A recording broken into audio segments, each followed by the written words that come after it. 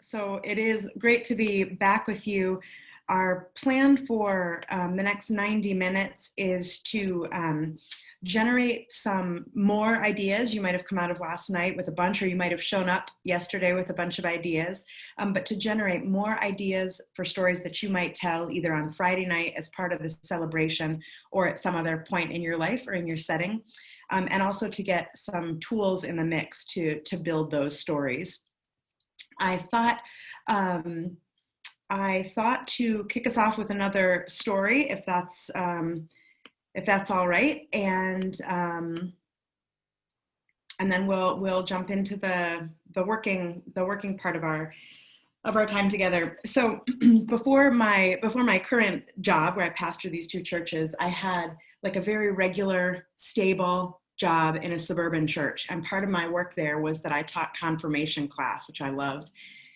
We took this annual worship field trip down to the city.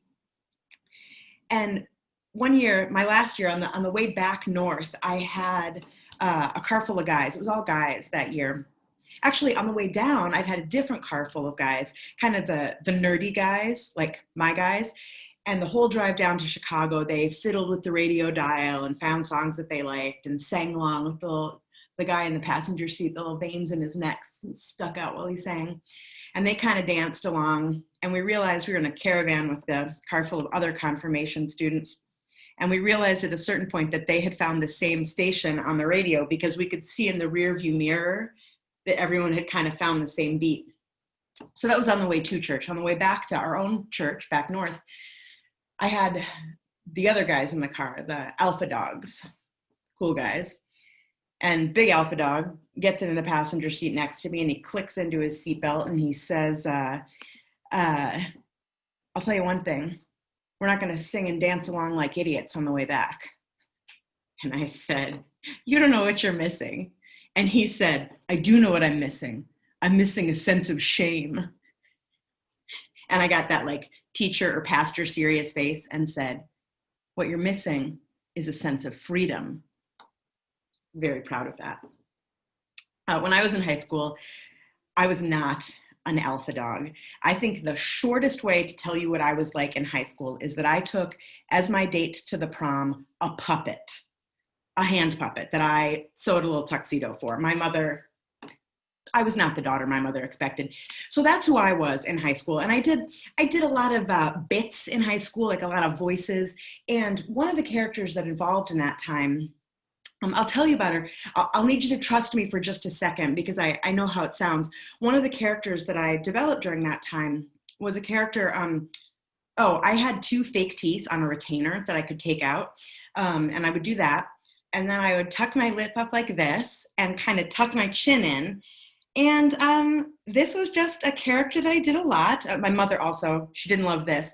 And I called it, and this is the part where I need you to trust me, I called this character Ugly Girl. Ugly Girl. The thing I need you to know, I think so you can relax, is that Ugly Girl was not about making fun of anybody else.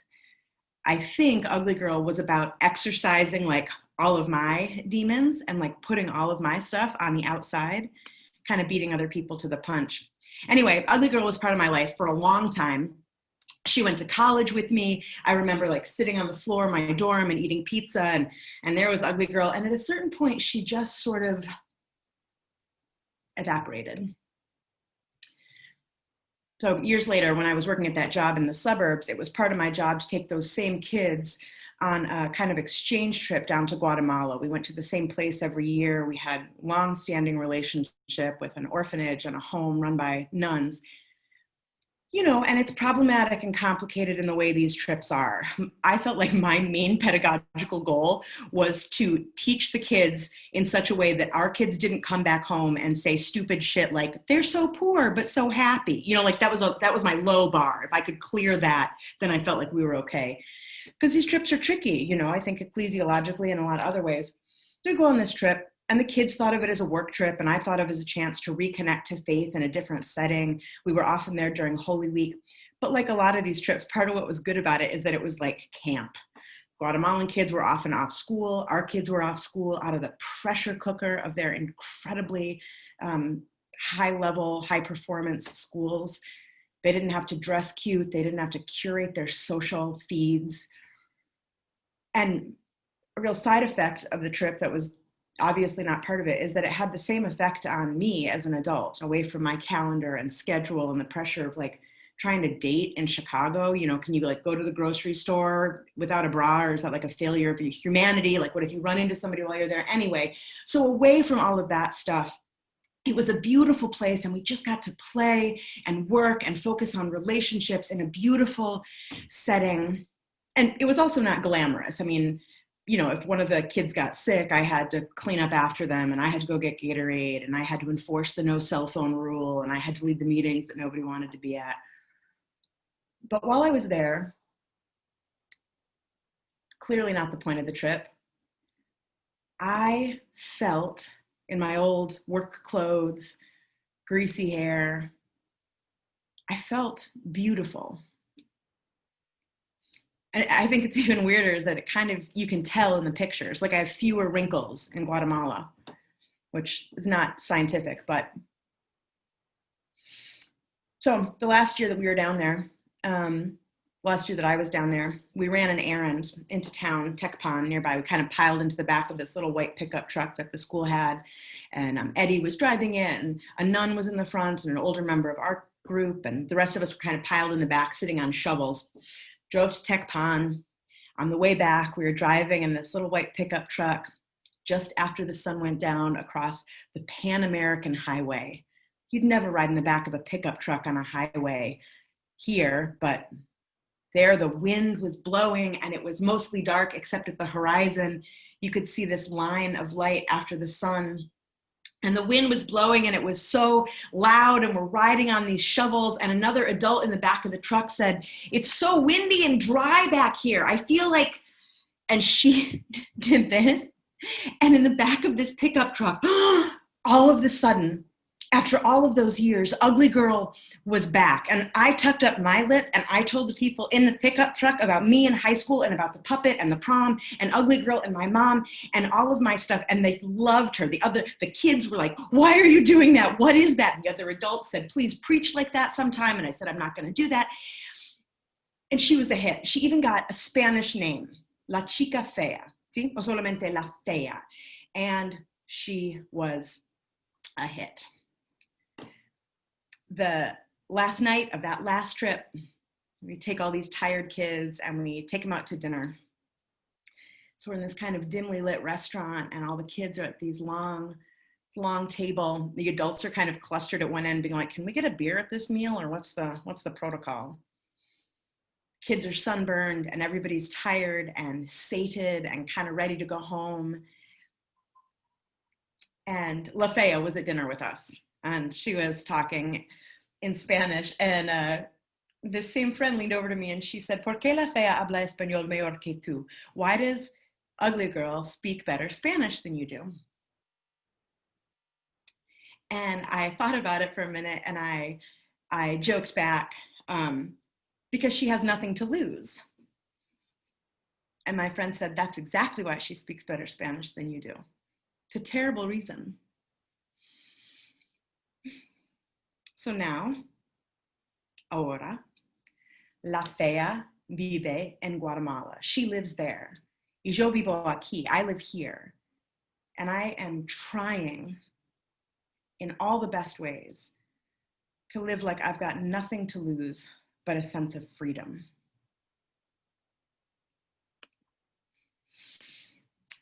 That's my story. One of the claims about this kind of storytelling is that in telling a single story from your life, or hearing a single story from someone else's life, that it's quite revelatory. It's, will you wave at me? How many people on this call are preachers? And I don't mean like ordained. How many of you preach?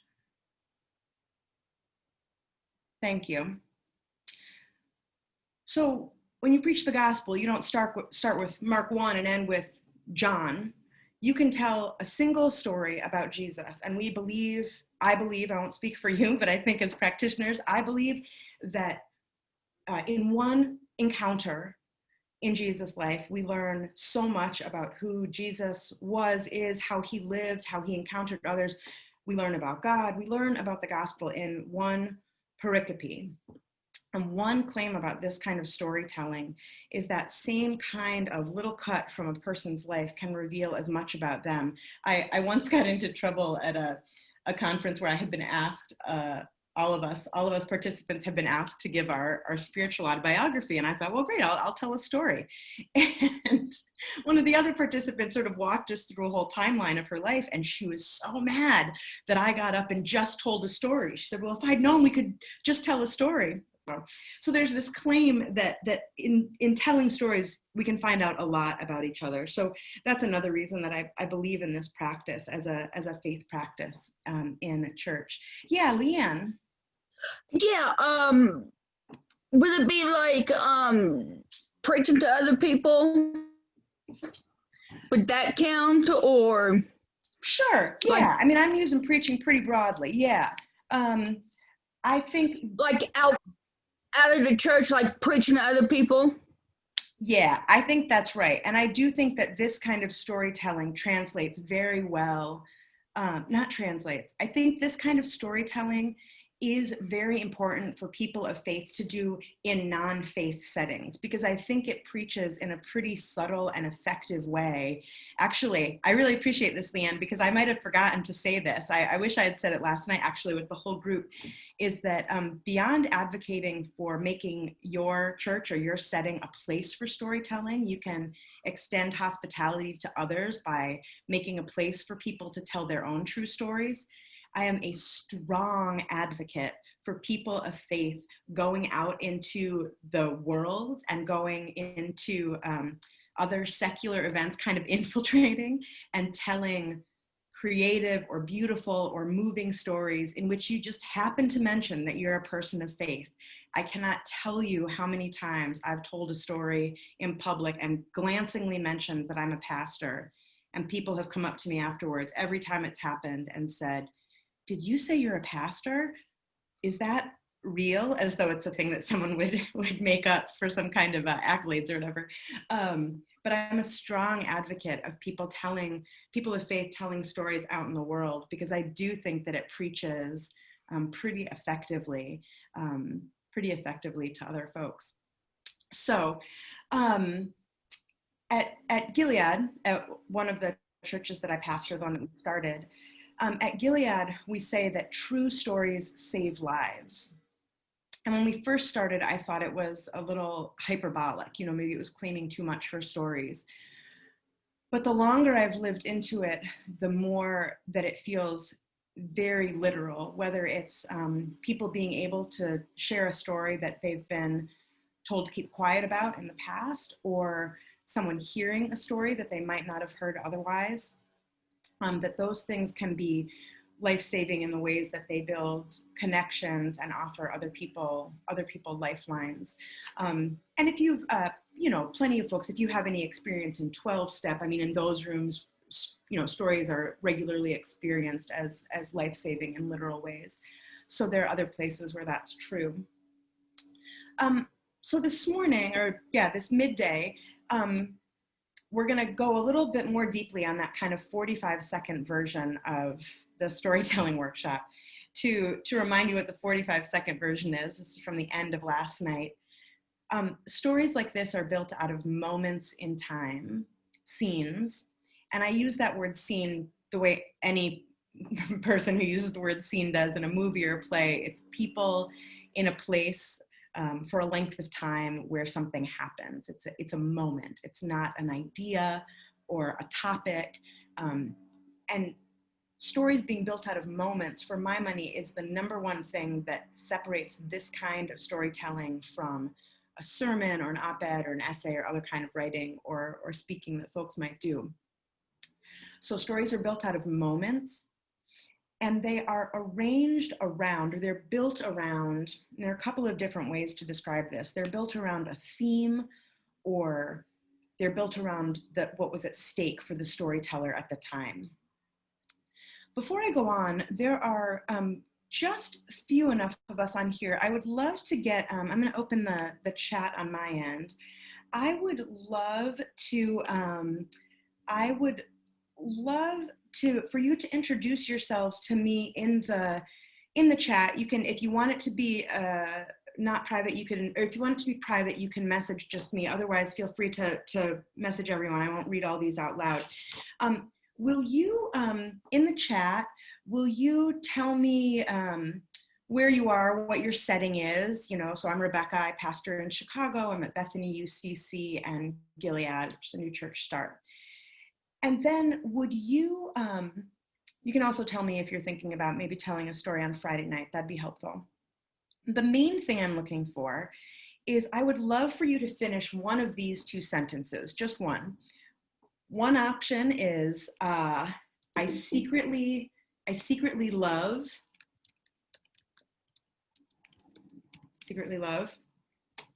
and the other option is, I secretly hate. You can finish one of those, just one. And I say to folks, it doesn't need to be like your deepest, darkest secret. Probably that wouldn't be the right thing.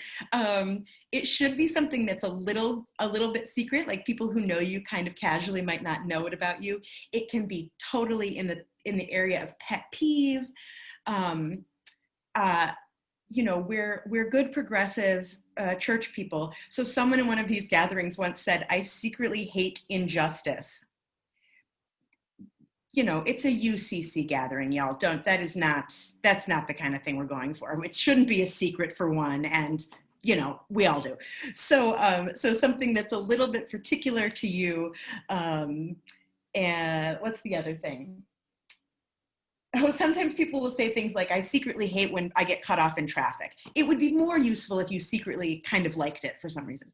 So, so if you would do that, we'll keep talking. So, lovely, Shane, exactly. This is the kind of juicy content I'm talking about. So I'm gonna hide that so I don't get distracted by your wonderful answers. One of mine, I'll say mine, or I'm kind of taking up time for you to put those in. I recently had to come to terms with the fact that I secretly hate when people who are otherwise capable of it don't pick up their feet when they walk. I'm talking about folks who, you know, people who could, obviously, I'm only talking about people who could, when they kind of shuffle audibly. I recently had to confess that I hate that. This is not a writing hour that we're going to be spending together, but if you're someone who thinks best by taking notes, you may want to grab pen and paper. And actually, there's a place where we might make a couple of lists. You can do that on your computer or phone, but again, if you prefer pen or paper. I'm pleased to say, I don't know if you can hear, that there's someone with a leaf blower right outside my window. So I'm delighted that that's happening. Hopefully you can't hear it.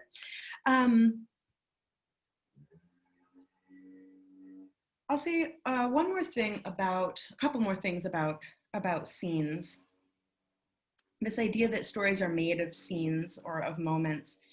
You know, our brains don't all work the same way, but for many folks, if they know a story, it's because they can picture it.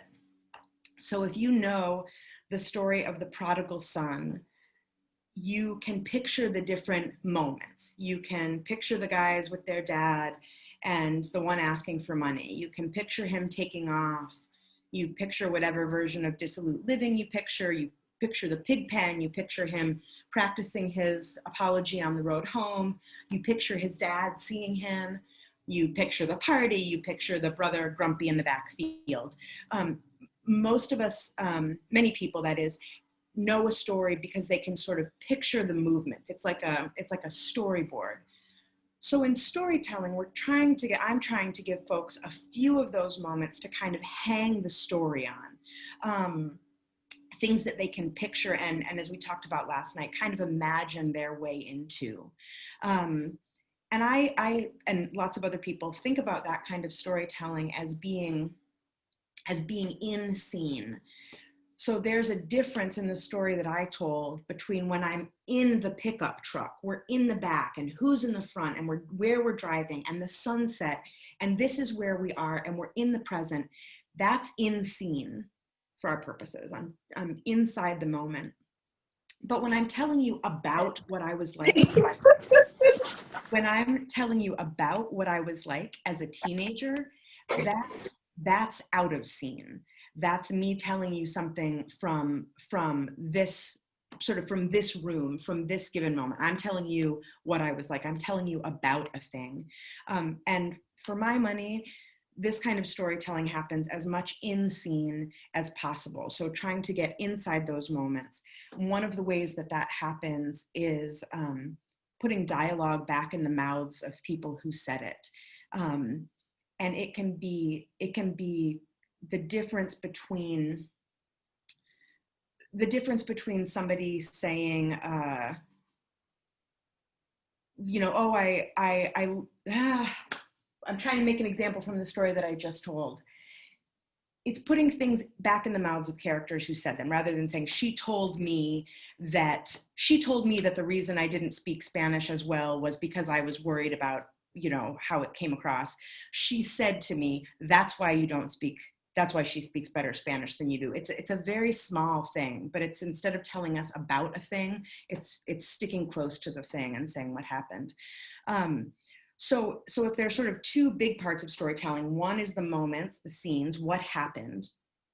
And the other thing is this, that it's organized around a theme or what it's about, what it was about for you when it happened, what was at stake for you. So those are all sort of different ways of talking about the same thing for my purposes, for kind of quick and dirty. So there's a theme, there's something that it's about, there's something that was at stake for you. And I think for all people, we have a pretty robust and natural habit of thinking, what's this about? I think people who preach often have people who preach or work on liturgy, I think we have quite an explicit practice of thinking, what's this about? So I'm going to preach on this text. What's it about this week? What's it about for me? What's it about for our congregation, given what's going on in the world? The plot points of the prodigal son stay the same. What happens and the scenes stay the same, but what it's about changes. And it's the same kind of movement with this kind of storytelling, this kind of relentless question of what's it about.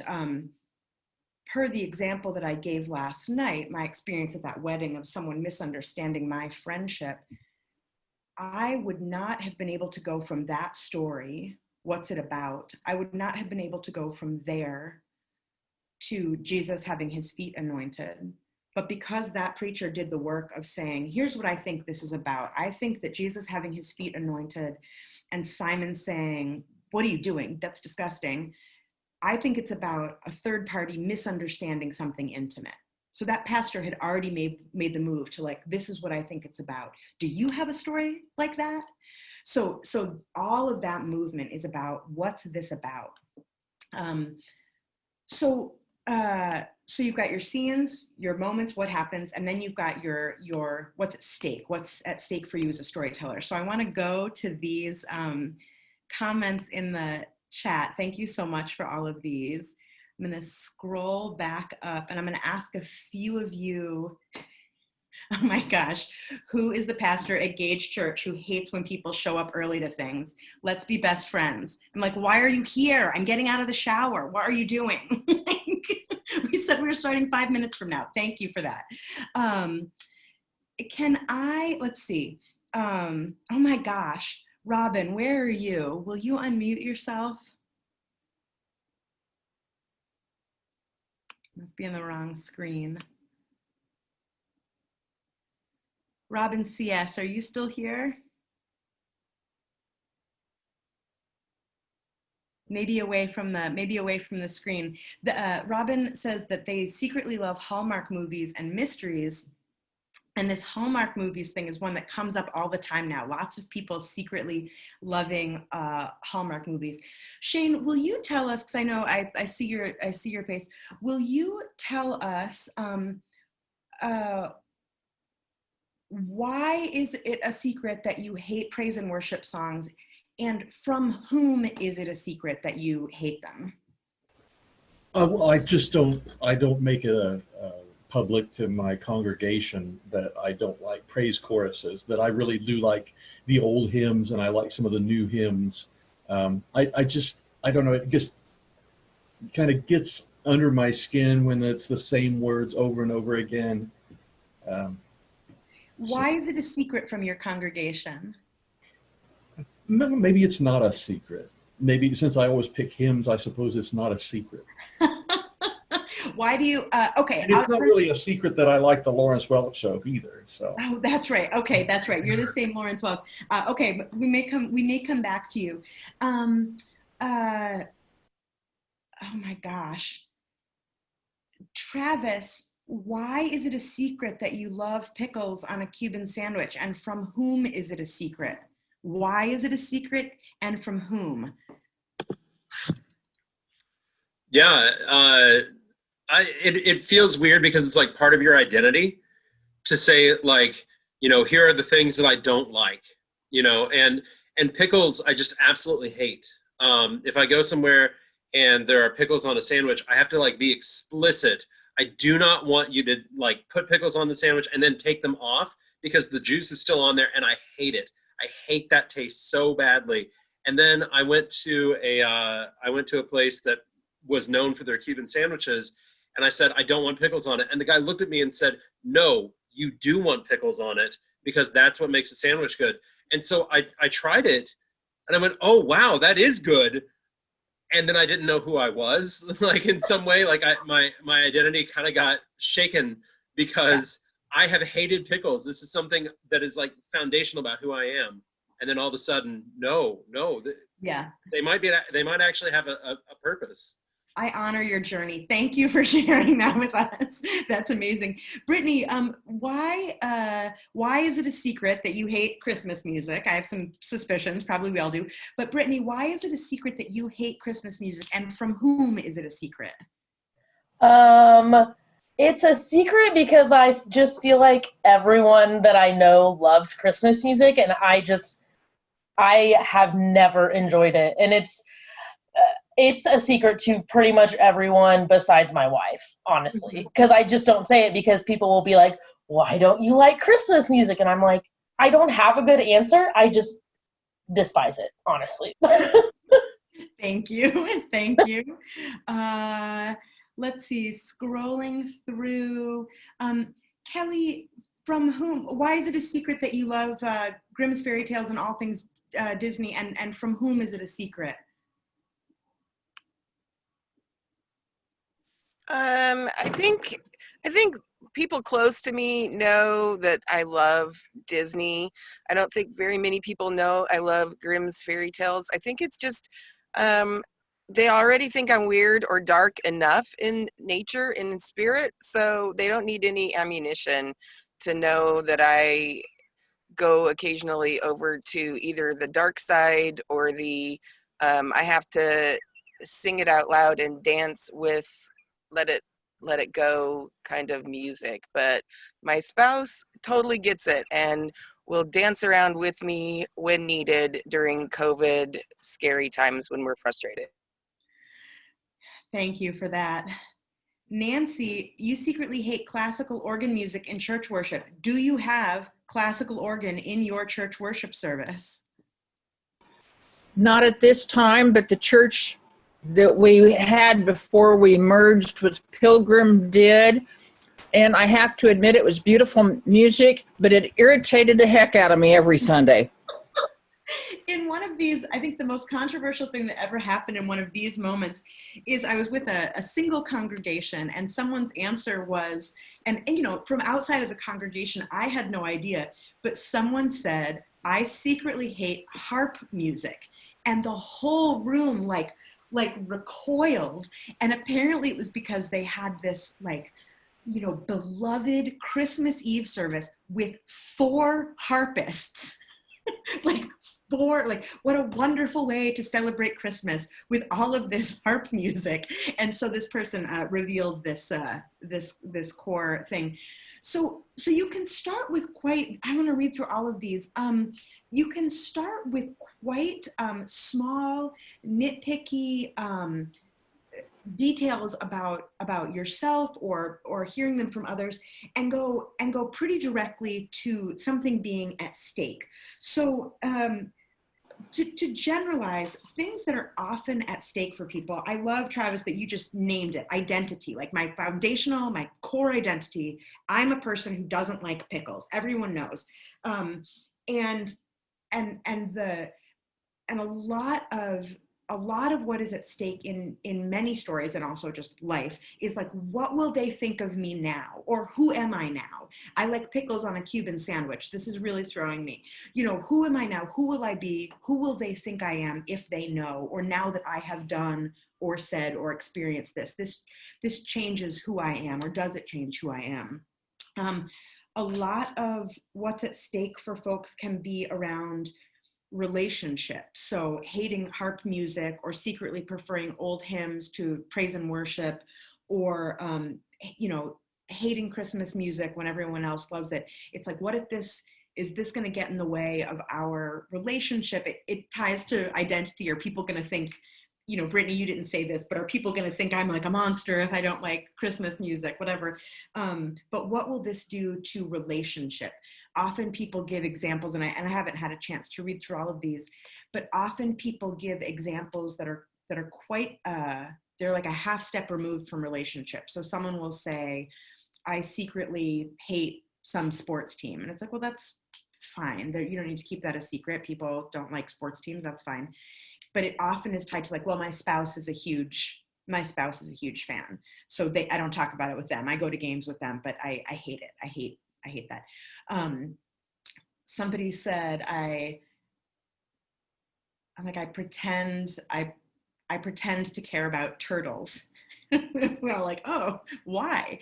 And it was for the sake of their grandchild who wanted to like fill them in on their pet turtles. So sometimes what's at stake is relationship. What will happen now? There are stories that are about survival. Will I make it off this mountain? Will I make it through this car accident, this medical crisis? I want to look back at these. Let's see, who else do we have? This is just curiosity, but Rachel, from whom is it a secret that you hate church potlucks? I've literally never told anyone that in my life. It's a complete secret. I just revealed to all you people. Because I feel like I love cooking. And I love having people over. I love food. I love eating. I love eating church potluck food mostly. But I feel like at church potlucks, it's always this, it's like all of the best things about eating together and eating out are like co-opted by the fact that I feel like you have to worry about who you're going to offend by what you eat or don't eat, and who you sit with or who you don't sit with. And are you going to be asked to say the prayer? Or if you're not asked to say the prayer, is that meaningful that you weren't asked? So it's like I'm an introvert. So it's like all of the hard extrovert things ruin my very favorite activity, eating meals with other people. And that's what I hate about church potlucks. And it took me a while to become aware of that hatred, to be honest with myself about how I really feel about church potlucks. Thank you for that. I've also had this part of this conversation, a couple of sort of notable examples were both about music. Somebody said I secretly love country music. And again, like, some people love it, some people hate it. It seems kind of low stakes to me. I secretly love country music. So why is it a secret, and from whom? And the answer was, it's a secret because, it's a secret from friends and family, because the person who shared it was a Black woman who grew up outside of like Nashville. And she said, where I'm from, like, country music is for white people and it's racist music. And it's not So I'm not supposed to like it. And I really, really do. So we went from like, I love country music to sort of racial identity and conflict is too small a word, but like in the US, in half a step.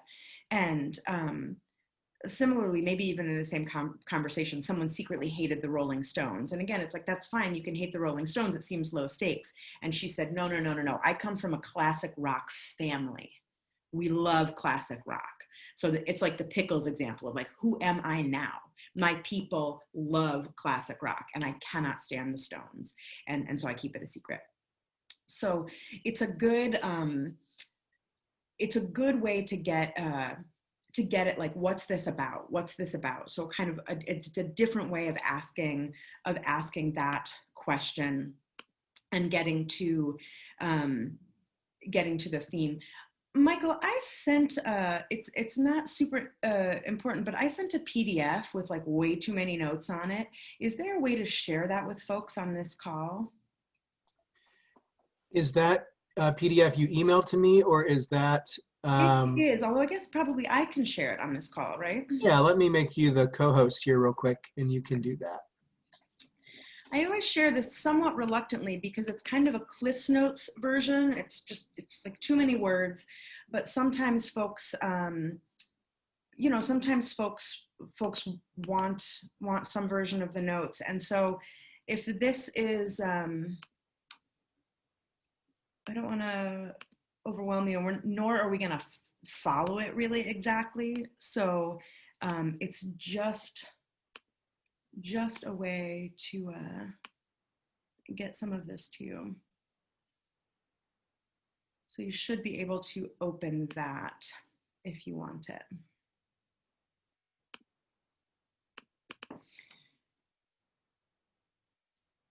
Some of it is sort of a, recap of last night.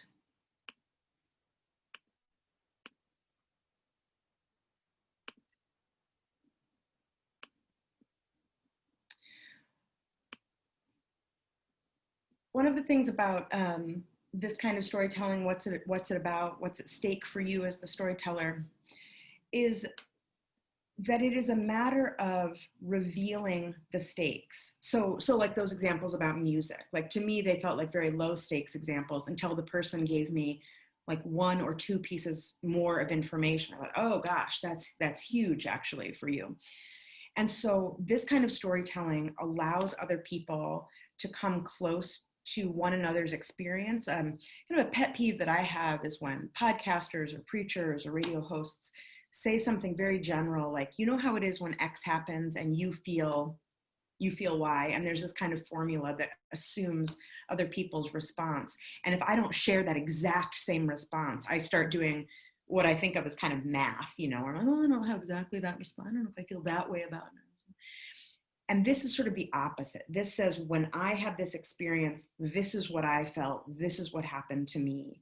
And people may not have ever reacted in the same way, but you're not making any claims. You're just saying, this is what it was like for me, and letting people know what was at stake for you. There was a great example of a person in one of these workshops who said that he had never been sporty as a kid, but he decided going into high school he wanted to be. So he kind of thought about what would work for him, and he joined the diving team. And he said, he added, he'd always been a really modest person, but the uniform for the diving team was a Speedo. And so he joined the team and he did the practices, and then the first diving meet of the year was at some other big facility, and the judges actually sat at windows that like sort of were around, that were underwater, that were at like under the water level. So judges were seeing the view underwater. So by the time he got there, we're like, okay, this guy's never been on a sports team. He identified as modest. He's wearing a Speedo. There are judges looking through a window into the water. You could almost tell what was going to happen. And in fact, when he went off the high dive for his first dive ever in a competitive swim team, he lost his Speedo and the judges saw it. And he, which was, he had well recovered by the time he told the story, but it was so like, as he just sort of ratcheted it up with each of these like tiny, you know, I was always kind of modest. I'd never been on a sports team. There were windows under the pool. We were all like, oh no, like you can see this thing coming because he had lined out the stakes so clearly. So I want to take some time now to generate some stuff on your end. One of the things that this kind of story, that's true of this kind of story, is that you are the main character. A lot of us as preachers have been told, don't make it too much about you. You know, the sermon isn't about you. For now, just forget it. Forget that. For this kind of storytelling, it absolutely is about you. It's the, you know, because it allows you sticking close to your own experience, allows other people to have their own sort of responses. It kind of creates space for them to think about their own experience. So you're the main character. And,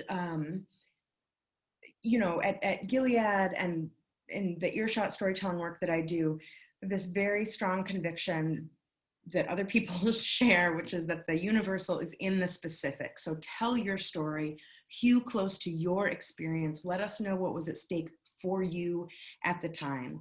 And that can be invitational to other people. So I want to take a few minutes to think about your main character, you. And I want to do this by making some of these lists. And I'm gonna put some things in the chat. And again, you can make these lists mentally, or you can write them down or put them on your phone or whatever. So if you can come up with 5 words that describe you, they can be nouns, adjectives, they can be aspirational, they can be things that anybody knows about you. Yeah, mine are things like, you know, they're sort of how I self-identify. Funny, smart, creative, insecure. I don't know what the 5th one is. So if you come up with 5 words that describe you, if you would think about jobs that you've had or work that you've done, and that's paid or unpaid, there's no number limit on that. You just kind of list them off the top of your head. And then places that you've lived. And that's not names of towns or cities, or so much as, you know, the apartment above my in-laws' garage, a grad school student apartment. And we'll take I'll stop talking for like 2 minutes and we'll come back together. I'll start talking again potentially before those lists are complete, and we'll talk about it.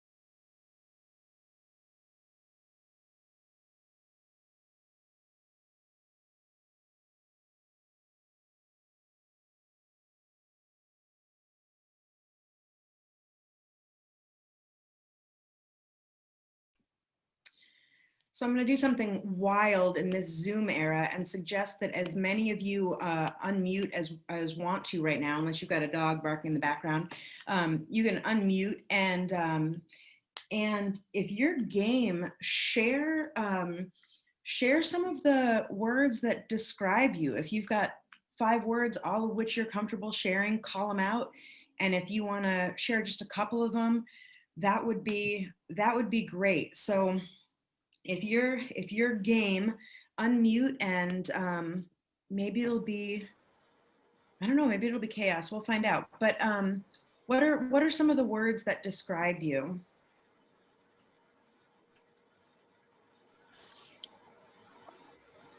Well, I'll start. This is Rosie. Kind of an interesting grouping of descriptors: happy, perfectionist, social, insecure, nurturing.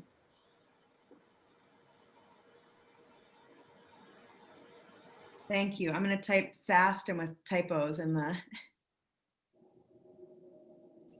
Somebody else? I can share mine. Oh, go ahead, Donna. I have 6. So goofy, reserved, lively, disabled, smiley, and smart. Hi, Brittany. Hi.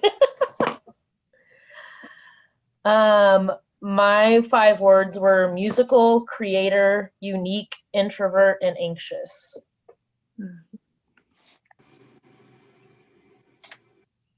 I missed some, and if I miss some of yours, feel free to add them in. This is Michael, and my 5 were kind, soulful, responsible, silly, and curious.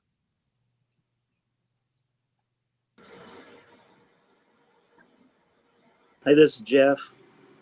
My 5 were emotional, quiet, strong, accepting, and happy. So this is Jackie. Mine are bookish, enthusiastic, compassionate, tender, and intellectual. This is Don, and my words are passionate for justice. I'm an introvert. I hate theology books, but love novels. I love the drive, destination unimportant, and I love puns and jokes. I'm Dee, and I'm white. I'm a reader, poet, and a writer, a learner, a mom, and a prayer. More than 5. But I'm old. I'm Kayla. I'm blunt, efficient, colorful, logical, and enthusiastic.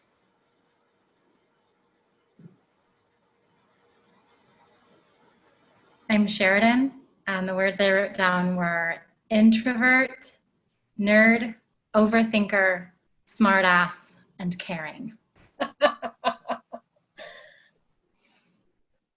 I'm Nancy. I'm artistic. I'm caring. I'm an earth child. I'm outgoing, and I'm questioning.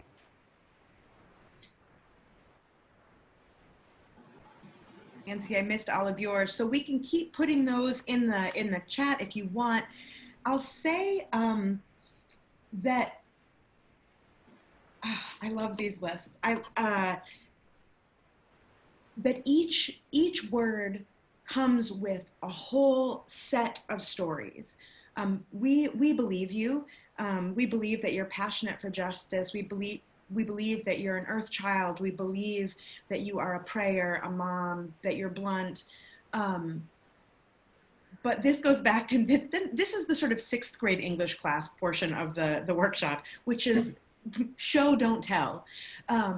So I believe that you are all of the things you just said. Probably we all do. But if we were to watch you living your life and saw your creativity or your introversion or your insecurity, what would we see? What would it look like? What are some of the moments that embody those things for you? moments when maybe you really felt like yourself, moments when you felt like you got to live into your gifts, or your flaws kind of came up and got in your face, got in your way. Does anybody follow there's a social media guy, and now it's a book called Humans of New York. Yeah, he's pretty well known. For those of you who don't, he's somebody who takes portraits of folks on the street, and now he does it all over the world, but it started in New York City. Portraits, and then it comes with a long block of text that the person shares with him. And I spent a long time wondering how he got the kind of content that he got from folks that he truly just met on the street. And I then kind of, found someplace online where he was talking to a group of students. And he talked about the kinds of questions that he asks people who he's just met after he's asked if he can take a picture of them. He asks them things like, if there's a motto that you live by, what would it be? Or if there's one teaching that you think is really important that you try to live by, what would it be? And so people often have some kind of answer to that. Always look on the bright side, or there's always a silver lining, or don't go to bed angry, you should always forgive, nothing in life is free, whatever. People have sort of things that they cling to. And one line of question after someone says something like that is to say, so what are times when you've looked on the bright side?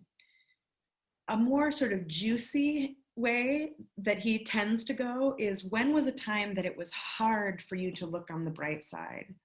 When was a time when it was hard for you to forgive? And I think of these two lines of questioning as kind of going with the grain, and questions that run against the grain.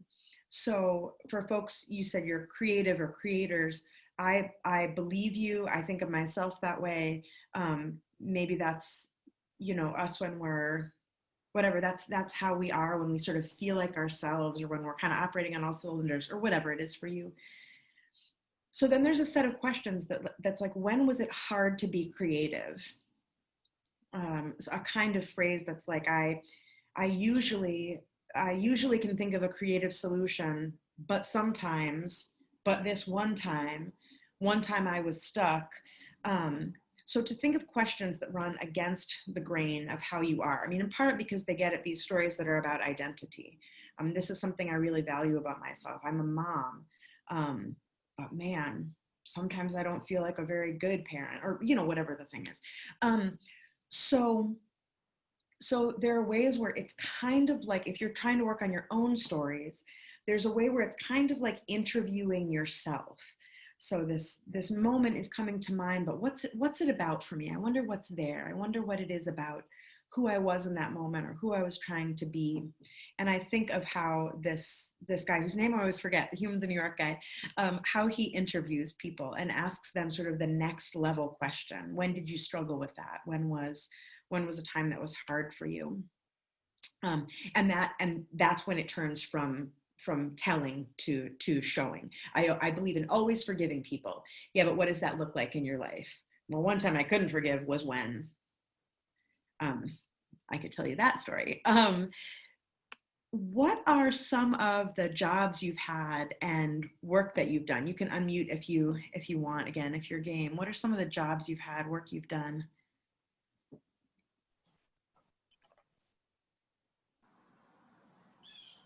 My first job was at a coffee shop as a barista, and to this day, it is still the job I wish I could be doing right now. I'll make you some coffee. Michael, I feel the same way. I was a pastry cook in Las Vegas, and that has been one of the best jobs ever. Super fun, creative, lots of fun. My first job was detasseling corn, and I would not want to be doing that right now or ever again.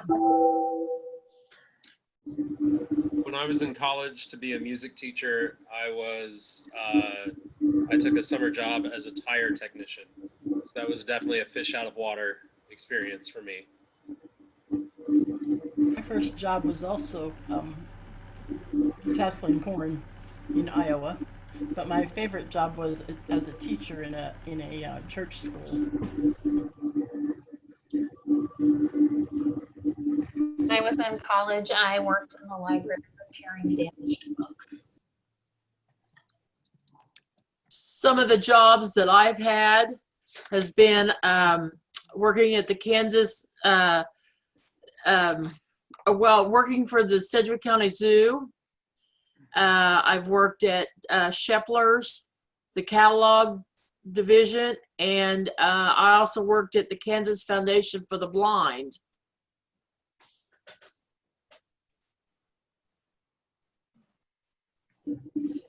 I've never had a job. I've just been on disability ever since I was young. So I was an aircraft inspector at Boeing for 21 years, and probably my best job. My I had a favorite job. I had a job passing out skates at the roller rink, and for years afterwards, I could look at people and tell you what size shoe they wore. My favorite job was farmhand. Well, yeah, farmhand, running an after-school program.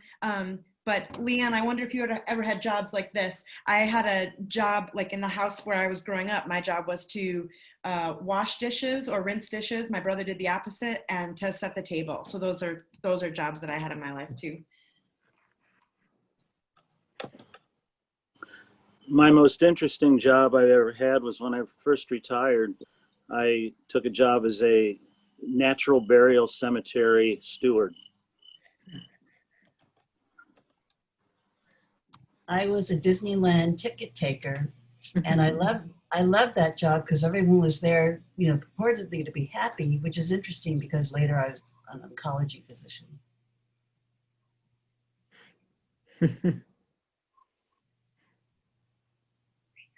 I had a job in the laboratory because I was a medical technologist, and I did research on the A1C, which is now a regular test, and at the time it wasn't. My best job in college was as an intramural official for broomball. You play it on ice, but you wear shoes. And yes. you play from like 8 p.m. to 2 a.m. And on frat night, Thursday night, I think you can imagine that there were some additional elements that helped make those games a little bit crazier than other games. And it was awesome, but I could never do it again. I had too many broken ribs. It was so much fun. to that question I've you had- that you was asking. Yeah, I did did the dishes and that in the home.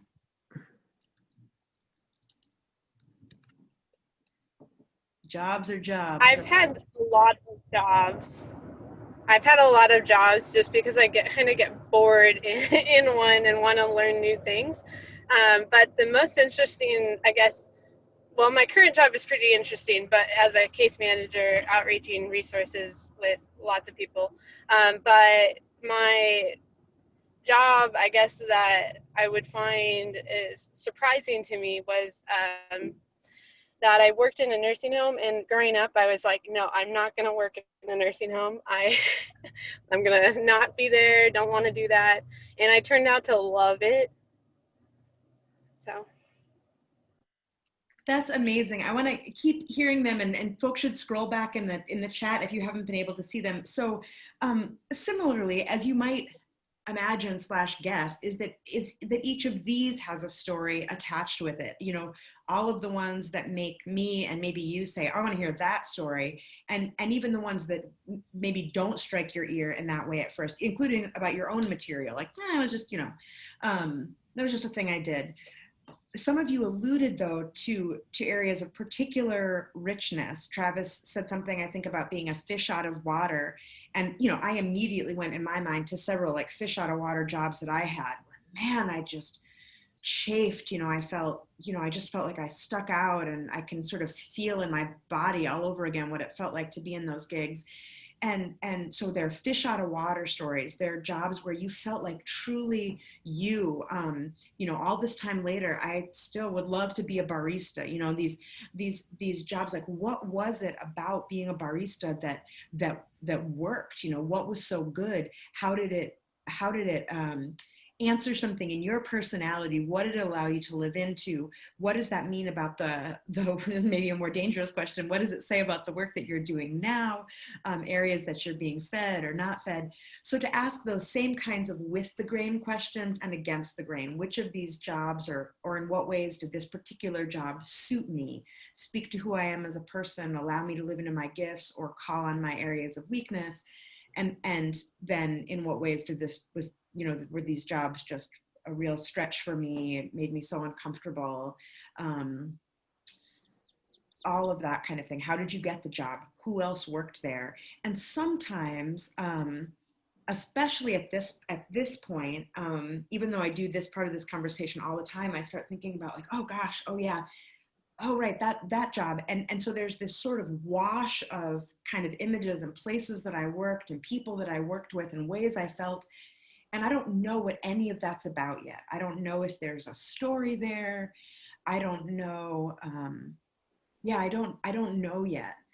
But it's, for me anyway, I don't know where you are in this process, but as the sort of wash of ideas and images starts to happen, I encourage folks to just pay attention to what draws your attention, what draws your energy. As people decide or start to want to figure out a story for Friday night, or again, for some other event in your life, or just something you want to work on, it is as good a litmus test as any to ask yourself, what do you have energy to spend a few hours working on? What feels interesting to you? And you don't have to know what it's about, or if it feels like a big enough story, or anything like that. Going back to what's at stake for the storyteller, almost anything told in a way that reveals the stakes is big enough. Will say enough about who you are and what was at stake for you. I think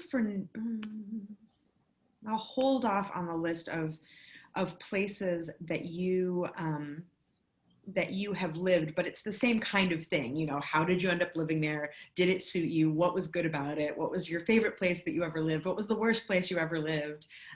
Best roommates, worst roommates, all of that kind of thing is rich territory. In general, looking for stories to tell, kind of panning for stories, places where there were decisions to be made, or forks in the road, or tension, or fault lines. It's always pretty rich ground. So I'm gonna take a breath and ask what questions are coming up for you. I'm also thinking, I have a few folks who are game to tell a story on Friday night, which I'm so glad about. We can talk a little bit more about that. But I wonder what questions you have, and in general, and then maybe with a specific eye to Friday. The celebration on Friday night, we're telling stories that are very broadly on a theme of sort of belonging, finding my people, finding a place that felt like home. But honestly, neither I nor anyone else is going to check in and say this isn't really on the theme. So so that's for Friday night. What questions are kicking around for you at this point? My question is humor, because it's fun to hear the humor. So are we going for humor? Are we using humor to tell something vulnerable and deep? That's my question. Yeah, I mean, I think my thinking about funny storytelling is sort of the same as my thinking about funny preaching, which is that if you're funny, you should let it rip. You should sound like yourself. And that to your point about, are we using humor to tell something vulnerable? I think yes, if that's your style, and if your style is to tell something vulnerably, then that's great. They'll inevitably be a mix. And so you don't need to try to force it, but you also don't need to try to shy away from it. And there's no sometimes people worry about telling like a funny story right next to sort of a heavy story, but that change in pace and even within a given story is super helpful, and people can absorb that kind of thing for the most part. That's fine. What if I'm not funny? I'm not usually a funny storyteller. Right. Right. Then I would say don't worry about it. But I think one of the ways I talk about putting these stories together is that they're kind of crafted intentionally for impact. So if you're trying to tell a funny story, somebody at Gilead on Sunday night told a very funny story, but it was clear that he was trying to like pack in as many jokes as he could, sort of to like the detriment of like a quite beautiful story that was also very funny. But I was like, I think you can edit some of the jokes out, because we're losing some of the like the power of the story. But I think like, so if you're a funny storyteller, you want to kind of craft it like I wanted to help him like think about how can I make this thing really land, make the funny parts really funny, and the parts with some kind of gravitas land in that way as well. So I think it's crafted for impact. So if you're funny, how can you make the humor work well? And if you're telling a story that's sort of quiet and intense or whatever the thing is, what are the ways to really let people into that story? So so you don't have to like no one has to try and be funny or try and be serious. Thank you. I have a question about something I saw on your handout. You talked about like the different shapes of stories. Are you going to talk about that at all, or could you talk about some of those? Yeah, happily. So so on that, the PDF that I sent, on the back of it, there are some diagrams that I always say are meant to be more evocative than like geometric. So structure is something that you get to choose. Thank you, Michael. Structure is something that you get to choose.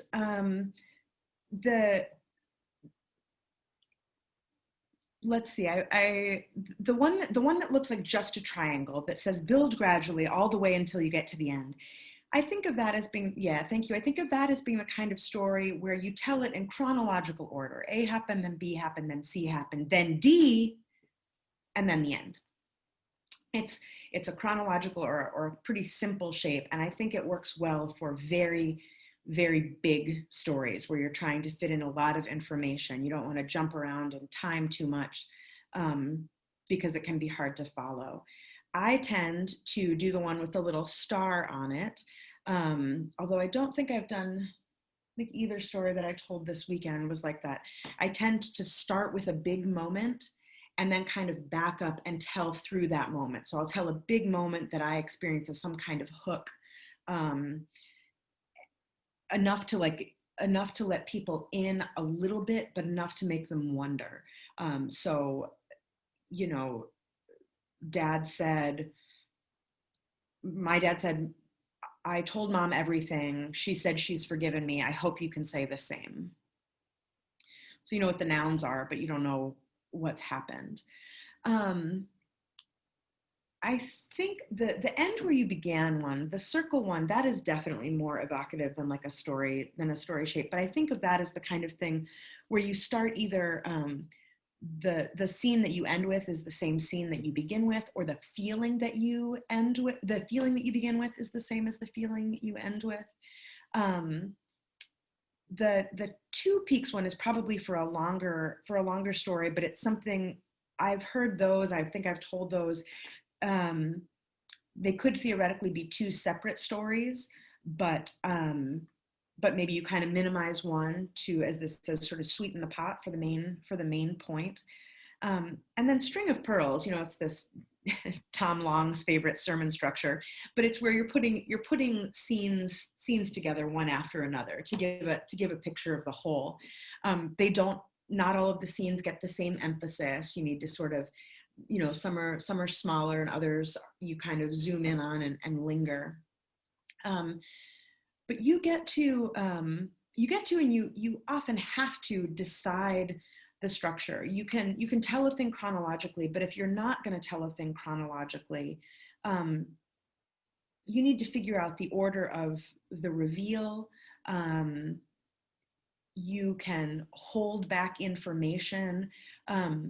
Something that I've started to think about more recently is telling stories, structuring stories in such a way that lets the listeners experience surprise or revelation or whatever the thing is when you experienced it in the story. I think sometimes in some conversations, for example, you want people to know, like, okay, so here's what's going on. This is, I'm going to tell you the stakes up front. And so by the time you get to like the revelation, it's not quite as surprising. I think of sort of a smallish example is in my story about La Chica Fea, is that it was actually quite a revelation in my whole life when that friend said to me, the reason she speaks better Spanish than you do is when we had that exchange. That was a revelatory exchange to me. I said, she speaks better Spanish because she has nothing to lose. And my friend says that is exactly right. And that is like a terrible way to live. That was revelatory to me. And so I wanted to build in as much of what was at stake for me before that moment, and then to the best of my ability, have folks hear that when I heard it, rather than tip that off earlier. So Kayla, it's a question about how you put the thing together, and the fact that when you're crafting for impact, that chronologically may not be the best way to tell your story, because because it won't allow the listeners to hear it or feel it the way you want them to. And there's some too on this handout about kind of streamlining and editing and leaving out what doesn't serve you. So you're really sort of choosing the moments that you're going to tell, and then only the connective tissue that's necessary, so that you can really, you particularly want to scrape away like names or data that people don't need. Because when people are listening, especially to the beginning of a story, it's like, should I hang on to this name that's coming at me? Should I hang on to this information that's coming at me? So you really want to take away what's not needed. Which I think only sort of partially answers your question. Is there some way that we could receive a copy of that, your notes? Yes, we can. Michael, is it possible to actually? You know what I'll do is I will send out these this PDF, and then anything else that Rebecca has, I will send it out as an email to that Eventbrite list, the same emails you're getting. So you'll get that later in the week. Oh, thank you very much. It also occurs to me, thank you for that, Michael, that there's sometimes, I have a version of it on the Storytelling website, and I don't put a lot of stuff on the blog there, but there's some content over there. So that's just earshotstories.com, and I put that in the chat. I have a question for you. What's the role of embellishing things or stretching the truth or exaggeration? I mean, the funny thing is that I would say, like, oh, I don't do any of those things. Not that you're saying that I do, but my commitment to storytelling is to tell it the way I experienced it, which may mean, in fact, that I do exaggerate it. But I do, for my storytelling, whether I'm preaching or telling it a public thing or whatever, is to tell it the way it happened. But that doesn't mean, of course, I mean, given the way our minds work, the way that I remember it happening is not necessarily the way it happened. So my personal commitment is to telling it the way I remember it. And then if I had, again, because my goal is to try to convey like how I experienced it. So if my experience of this, like party that we threw at camp that was, just like every other little camp party with teenagers and camp counselors ever, but my experience of it was at this sort of gala, that I want to describe that feeling, but I don't want to actually suggest that we threw a big gala at our little camp in the woods, you know. I wonder what motivates your asking that question? Like, what are you thinking of? Well, I just think because sometimes the way I remember a story may not be as truthful as it is, or sometimes stretching it a little bit makes it more interesting, because I'm not sure my life is always that interesting. You know, that's just it. Yeah, yeah. I mean, I think, you know, not to reference the Moth too frequently, but at the end of the radio program, the Moth is people telling true stories on stage in front of other people. They say something like, the stories told on the Moth are true as affirmed by the tellers. You know, so it's like, is this a true story? And it's like, well, of all the hundreds of people who were here, Don, you're the only one who was there. Is that how it happened? And you can be like, yep. It's like, great, that's a true story. I mean, so my personal commitment is to not do things that I know are exaggerating. Although probably if I combed back through stories, I could find places where I would say, yeah, it didn't happen like that. I feel more comfortable, almost in a way, if there's stretching the truth, I probably feel more comfortable like shrinking the truth, which is to say, I told a story, and I know that Edith shared this at least on one place that I saw, I can't remember, but I tell a story about our new church, about Gilead going and doing karaoke church. And I quote, there was this like very moving thing that happened with the karaoke DJ, and I quoted him and the other people in that story as closely as I could remember. But a thing that I absolutely did is smashed together 2 different times that we went and did karaoke church, just baldly. They were like 2 different nights of church.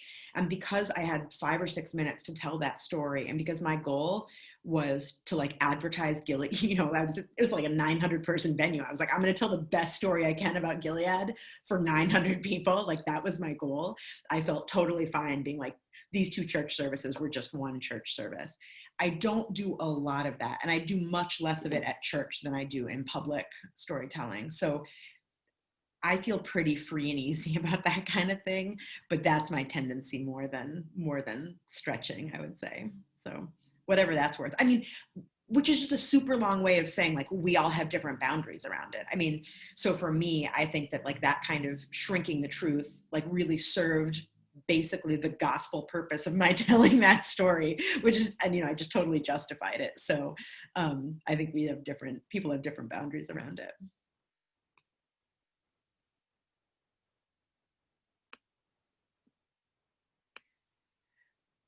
Other questions or thoughts? Yeah, it's exactly. We've got just about 10 minutes left. We should talk some about Friday night. Oh, I'm curious for a question, well, a response to something maybe. So I love the Moth as well. And one of my favorite storytellers is Matthew Dix, who has a thing called Homework for Life, where he encourages you to write a story about what happened in your life, every day of your life. And, you know, at best, you wind up with 365 stories. At worst, you probably end up with like 100 good ones or something like that. Yeah. But anyway, the reason I'm bringing that up is because I think that has a lot to do with practice. And do you have any tips for how to practice or look for stories around what you're doing? You know, you gave some really good prompts and some ideas to get to those secondary things. What's some of the stuff that you do to just kind of make that habit in your life and in your storytelling? Right. He has a podcast that I find it to be extremely irritating and extremely useful. So I recommend it to you. And if you ever want to talk to me about how much I hate Matthew Dick's podcast, please reach out to me at Earshot Stories, because I really hate that podcast and I listen to it. I'm with you. Love hate. It's so irritating. It's really, really useful. What's the name of it? Storyworthy. Yeah. Oh, story worthy. terrible. Yeah. Really, really helpful. So, so for me, it is okay, a couple of things. I don't do anything systematic like that. I think that's a really good practice to have some kind of like daily, I am a journaler, so I do get in the habit of like writing down things that happened, and that kind of helps, that just helps me remember things. I keep a running list of like possible stories, a thing that happened. Like, I don't know if it's going to be a story, but a little exchange. And I don't know if it's part of something else. I keep a list of possible stories or things that I'm interested in talking about. There have been some really big stories in my life that I have tracked as like, I want to tell that someday. We haven't talked about that much here, but both as a storyteller and someone who is convening storytellers, I do a fair bit of pastoral work around, in myself and if for others, with others, about whether a story is sort of a public story yet. People can be, this is not my area of expertise, so I'm going to say this as a layperson. People can be re-traumatized by telling their stories, especially if they're telling their stories like the same way over and over again. It can be re-traumatizing to them or to others. I will say that at Gilead, we don't give any kind of content or trigger warnings. We occasionally remind people that personal stories are personal, and so we should take care of ourselves and one another. So I keep track of stories that I want to tell. I keep, I run them by, I sometimes am part of different working groups where we tell stories. I was part of a group for a long time that was separate from church. We have story circles at church where people tell their stories in a much smaller setting. And there kind of everything goes. People tell stories that are absolutely not ready, but that's kind of part of the covenant there. I think, I'm trying to think back, because at this point I'm someone who by nature and practice now just kind of experiences things episodically. Like, they have kind of a story shape for me, so that like, if I go to see a play with a friend and like we're away from each other during intermission, by the time we get back together, I'm like, okay, 3 things happened. First of all, and it's like, it's been 10 minutes. So I do think that, I think there were years where I did a storytelling thing sort of as often as I could, and just needing to generate material for that or for preaching. So for me, it's just list keeping. And I do think that making lists, like, oh, that's another thing I'll send. I'll send this to Michael, and he can send it to y'all. It's silly because it's literally just a list of lists that you can make. But it's that kind of like places that I've lived, jobs I've had, nicknames I've had, friends I've had, neighborhoods I lived in. It's just, so for me, that kind of list making is generative. But I don't have something as systematic as Matthew Dix or some others. Let me say a word about Friday night, and then if we've got time and you've still got questions, we can come back to those. So for Friday night, we could use, Donna is interested in telling a story. Kayla, I think maybe, yeah, I might have missed other folks, but if you're game, put something in the chat, or you can reach me on Facebook or email or whatever. We're looking for a handful of storytellers, 6 to 10 storytellers, I would say, to tell crafted 7-minute stories. And again, the theme broadly is belonging, finding your people, finding a place that felt like home. Stories that are built out of moments, and that are organized around what was at stake for you at the time that it happened. You do not have to, if you're someone who is not, you don't like think or process things by writing, you don't have to write it down. You don't have to have a script. But if you're going to work that way, it's one of those things like preaching without notes sort of takes more discipline. What I recommend to folks who are preparing to tell a story without a script is to think of usually like the 3 moments, the 3 scenes that you're going to tell. Know your first line, your last line, and any connective tissue you need.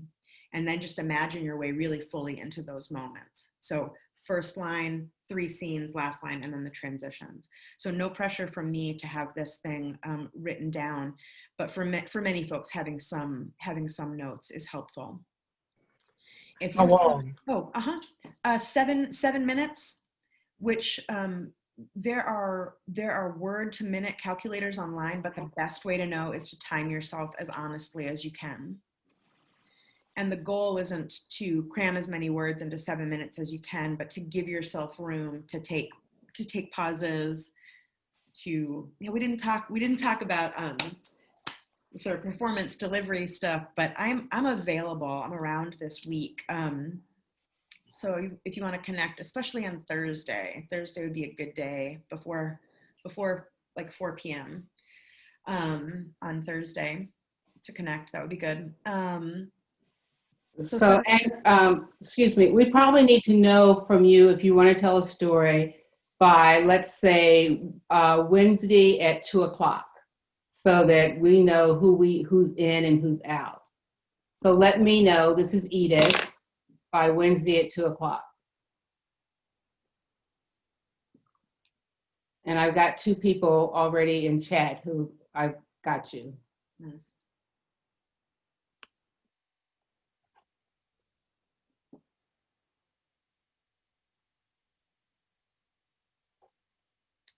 The freedom and challenge for folks who are used to speaking or writing sermons or essays or other forms is to the challenge and freedom is to commit to these moments and not tell us what you think it's about. You do a lot of work about what it's about, figuring it out for you, but then you reveal that through the scenes.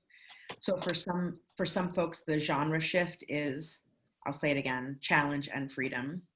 You can really trust your material when you imagine your way into those moments and let us know what it meant to you at the time. You can trust yourself as a storyteller and us as listeners to know what it's about, to feel what it's about.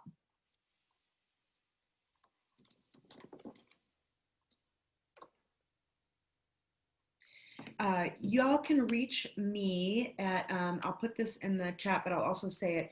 You can reach me at Earshot Stories. I probably can't type and say it at the same time. earshotstories@gmail.com. Yeah, that's right. Email me there. You can include your phone number if you want.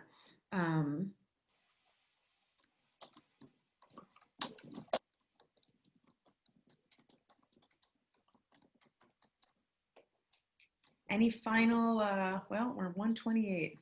Maybe I shouldn't open it up. You can email me with questions.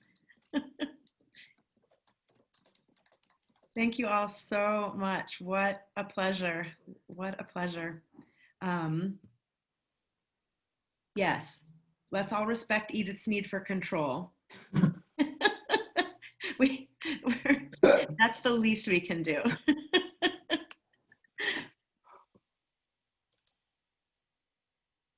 It is, I'm very excited to hear stories. Do reach out.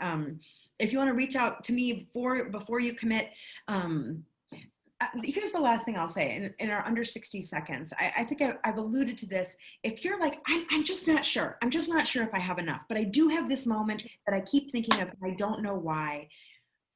Write about it. Write about it, and write about it like you're in the middle of it. You can write in present tense if you want, but where are you? Who else was there? And what's happening? And imagine your way fully into it. Write your way into it, and we can even talk about, like, what is it? What's here for you? Like, or you can ask yourself, what did this mean to me? What else was going on that got me to this moment? What else came after that makes me think back on it in this way? So even if all you have right now is a moment that has captured your attention from your own life or from those lists, start there and see what comes of it. You might be surprised. Okay, 1:30. Email me, email Edith, and then email me. Thank you so much. Thank you so much. Have a great afternoon, y'all. I'll talk to you soon. We'll see you all this evening at 7 o'clock. Okay. Bye-bye. Take care.